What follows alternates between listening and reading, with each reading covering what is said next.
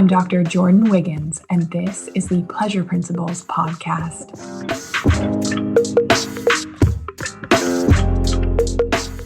Join me on this journey where sex, science, and sensuality meet. Let's change the conversation around sex and pleasure together.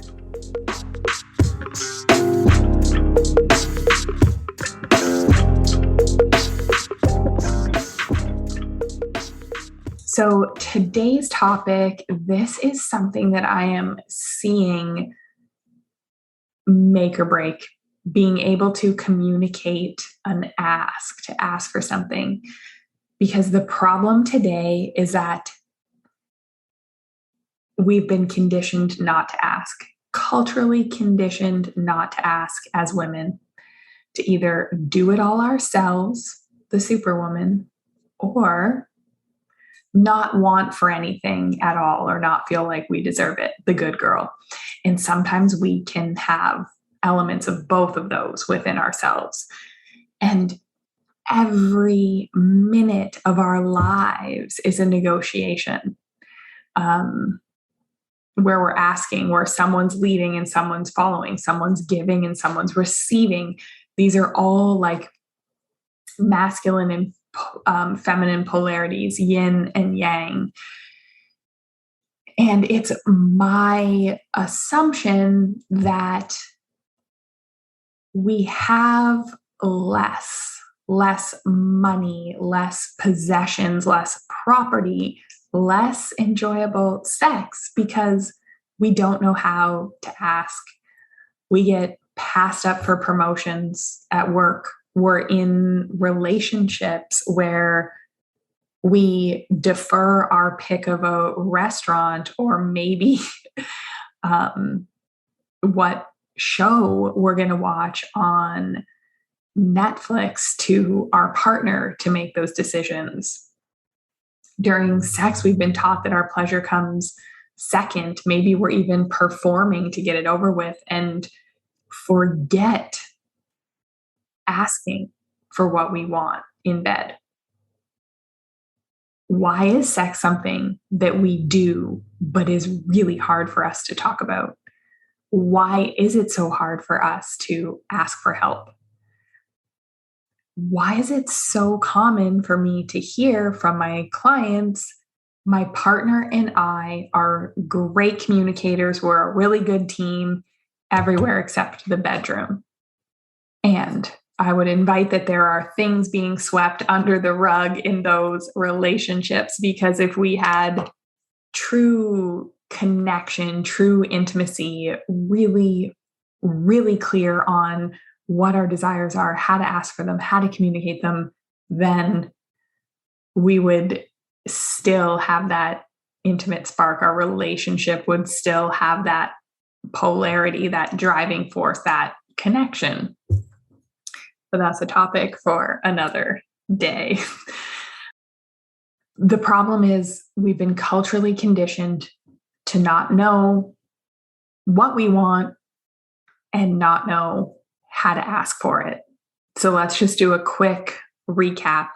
We've been raised to be martyrs, to be good girls, to smile, be nice, serve, worry about everyone else in the room, their needs first, our needs come second.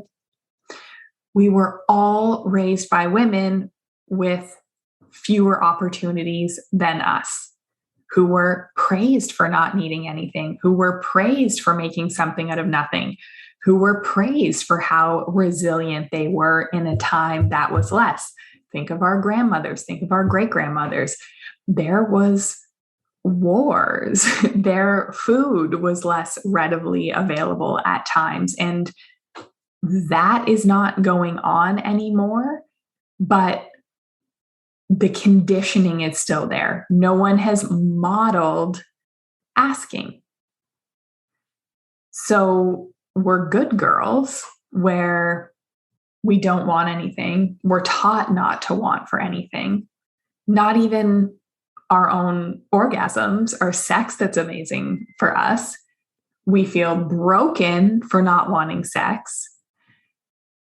But we never stop to consider, how would our partner feel if just when he started to get turned on, you came, rolled over, and he had to get out of bed, turn off all the lights, do some dishes, last minute tidying, and lock the front door.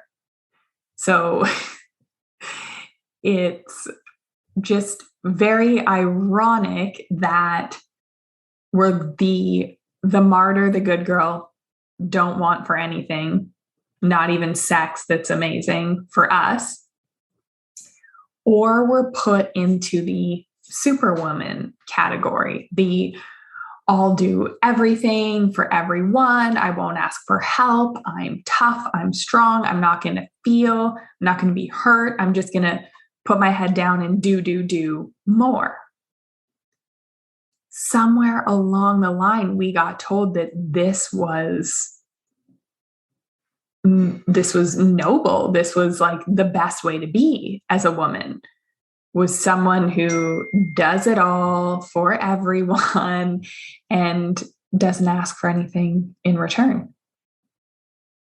And they have that common belief that we're either, if we ask for something, we're either needy and weak, the good girl, or we are bossy and bitchy, the superwoman, who feels like they oscillate between those polarities. Like, oh no,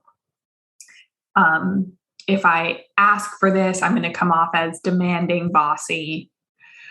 Or if we really are at a place of need and it comes out, it's going to come off as like weak and needy, and no one's going to want to give it to you anyway. So we're between this dichotomy of not wanting, not asking, weak, needy. I'll do it all myself. I will risk being like bossy, bitchy, demanding when I do ask. So we've kind of been pigeonholed into one extreme or the other, but there is a whole continuum of asking and a whole continuum of where we can get our needs met, where both parties feel amazing from this interaction. So let me tell you something.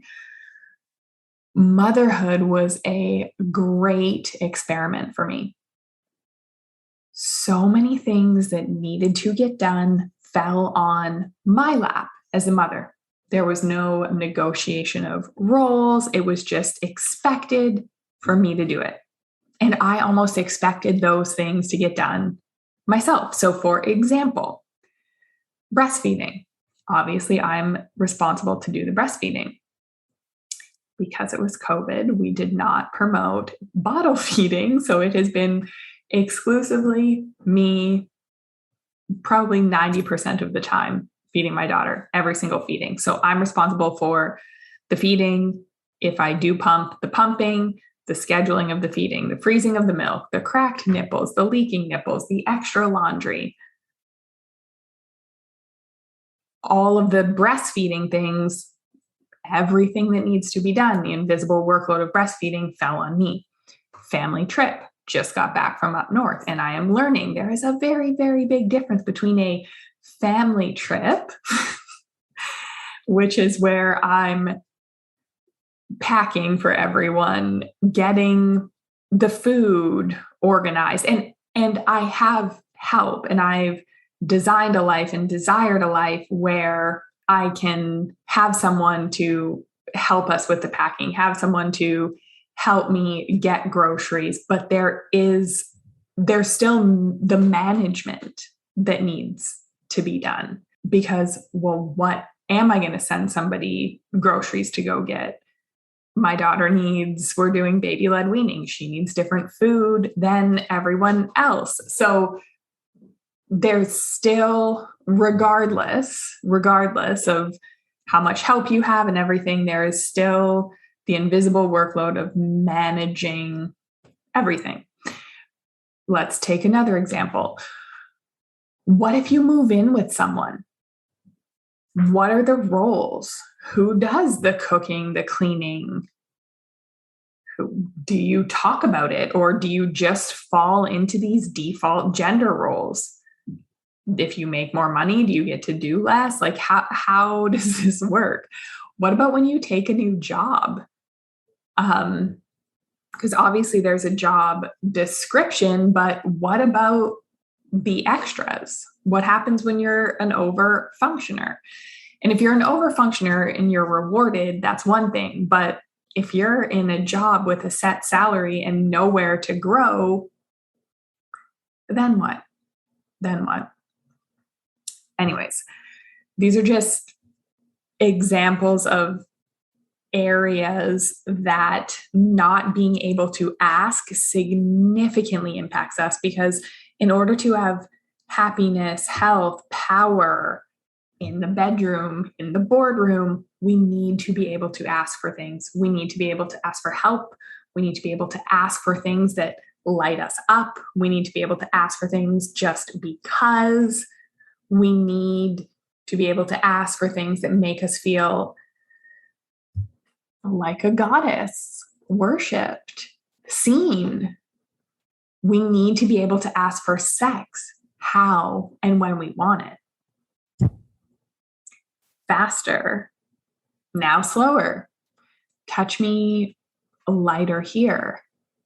Kiss my neck, caress my thigh, fuck me open. No, I don't want to come yet. Slow down. Pop the champagne. Bow at my feet in reverence for what we just did kind of sex requires asking, being able to ask. And this is an area that so many of the women that I work with struggle. So let's talk about the 5 biggest barriers to asking. So viewing asking as a transaction where you receive something, you ask someone of something, they give it to you, now you have to pay them back, you owe them. So like there's a scoreboard or a plus and minus with the asking. Instead, we need to change our mindset and start looking at asking as both people gaining. So in the pleasure principles, we talk about giving and receiving compliments. So if you give a compliment to somebody who truly receives it, you both feel great. If you're giving advice that's helpful, thoughtful, it really lands and is received to the person, you both feel good. So it's not like, oh, they gave me really good advice, now I owe them really good advice. No. It's just that interaction, giving, receiving, masculine, feminine dynamic, that is both people feeling good. That was it. That was the point. There's not needing to repay someone because they did something for you. Another barrier, and this is huge, I see this every single day in the medical side of my practice, being too stressed to tolerate a no. This is a stress response thing. It's an adrenal gland thing where we need to, in order to ask for something, because sometimes we don't ask because we don't want to get told no, or the fight is harder. So to say to your kids, hey, I need you to pick this up, or I need your help with dinner or something, it's just easier. If it feels easier to just do it yourself than try and tolerate the no or deal with that conversation, then this is you. Because when we ask, the no might never come. Men have been conditioned to play with no, to work on no. They don't get upset about it. Dudes are just like, that wasn't for him, or he didn't like the offer that I made or the request that I had. And they just kind of dust it off and keep moving.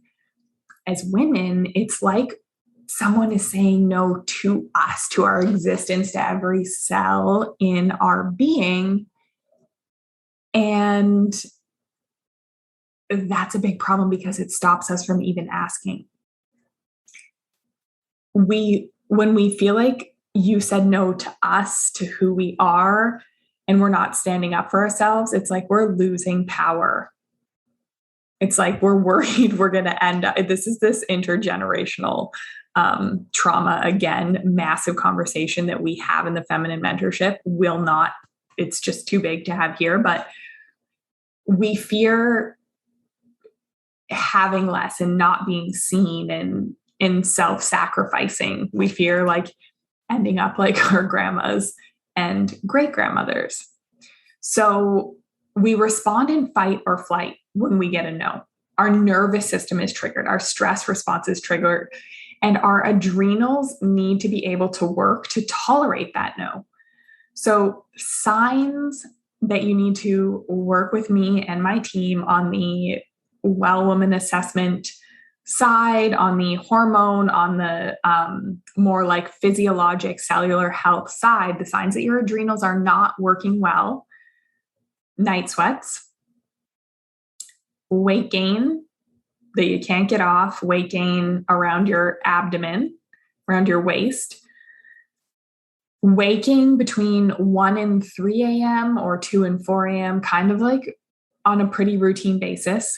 You have an afternoon crash, a dip in energy, hair's falling out, you're tired all the time, but you're tired and wired. So you're exhausted, but you're also like anxious and have a really hard time sleeping. So if that is you, we will put the link. We can work on your adrenal function, because when your adrenals are functioning better and you're more resilient, you can tolerate the no. You're not going to flip into that stress response as quickly. A third barrier to asking that I see: lacking boundaries. If we don't have good boundaries, we are less likely to feel comfortable asking someone else for something because we feel like we're imposing. The fourth barrier to asking: what do I want? Maybe you think, or maybe you convince yourself, I have enough. My marriage is good enough. Why would I ask for more? Or maybe you think, they should just know what I want. This is a big one. This is a big one of good girl conditioning. They should just know, I shouldn't have to ask. And then when they don't know and you don't get what you want, you're quietly seething and you're so resentful. I see that a lot. You are not alone if that's you. So underlying this stuff is a desire issue. We're used to saying, no, thank you. Like, I don't want the double chocolate fudge cake. We're starving, we're stuck, we're dry as hell because we don't want for anything. We don't need anything. And underneath any desire issue is usually a worthiness issue. For those of us that don't feel worthy of having the things that we want. And we often disguise it by working harder, by trying to control things, by over-functioning for those around us. So we're either like resentful good girl or like over-functioning, exhausted superwoman. But we need to know what we want. We have to know what we want in order to be able to ask for it. And we have to accept that as the feminine, as a woman who is truly embodied in herself and her pleasure, we're always going to want more. And that's just the nature of things. It will never be enough. But if we can approach that with acceptance, and we know how to ask, and we know how to enroll people and get them to work with us and not against us, then doors open, life changes at that point. The fifth block that I see to asking is you don't view negotiations as opportunity. This is something that we work on in the feminine mentorship. No isn't the end of discussion. No is not the end point. No is the beginning. What happens when things get heated? How do you respond? Do you shut down? Do you feel like, there must be something wrong with me? I should have never asked. Just all of the negative thought spirals. What we also work on is fuck compromising, because compromising is I'll have less, you have less, and we'll both be low key miserable for the rest of our existence. And that sucks. That's boring. That's in no one's pleasure long term. So how can we take a no and move them in the direction that we want, or maybe move in a direction that both of us didn't see to begin with, but at the end of the interaction, we both feel awesome. We both feel good. It's like giving a compliment and receiving it. Both people feel good after. We can learn to play, have fun here, and look at asking and getting a no as an opportunity for growth. I have some quick tips for you for asking. And just like anything, this is an onion. This is layers, culturally conditioned for generations. So these are some tips. These are a starting point. Let's start with practical asks. Can you get me a tea? Can you rub my feet? Will you plan a date night for us this Friday? When you come home, I don't want you to say a word. I want you to grab my hand and take me up to the bedroom and fill in the blanks of what else you would like done. That might be okay. So tip 2, sensual asks. When it comes to sex and things in the bedroom, because of shame, because of worthiness, because of body image issues, these are a little harder to ask. So we like to start by scripting them first. We do this in pleasure principles. And the third tip that I have for asking is desire work. We need to constantly be working on our desires. What do I want? What does the person want? What exactly is the person saying no to? How can we frame this situation positively? What do I want you to start doing instead of stop doing this? But we need to know and be very clear on what we want in order to ask for it. And desire also one of the biggest onions, because like I said, one of the natures, the essence of being feminine is it's never enough. So if we desire this one thing, you desire a new handbag, a really nice car, and you have it and you love it and it lights you up and it does so for a long period of time, eventually you're going to be like, I need a new car and a new handbag and also a pair of shoes. And that is okay. It is the nature of being feminine. As soon as we accept it and learn how to work with it, then that's when the magic starts to happen. So if this asking stuff speaks to you, if you want to take it to the next level, book a call and let's talk about what it would look like to work with me and my team. The pleasure principles, the feminine mentorship, well woman assessments, these are designed to help you work through your blocks, and we can collapse time and do it way faster together in community than you can do in a silo on your own. So think about this. This is my ask. What would your life and relationships look like if you could openly ask for whatever you wanted and needed? Have a great week, everybody.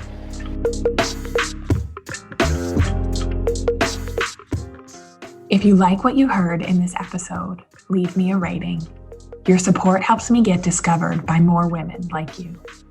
Together, we can change the conversation around women's sexual health and pleasure for you, your partners, and generations to come.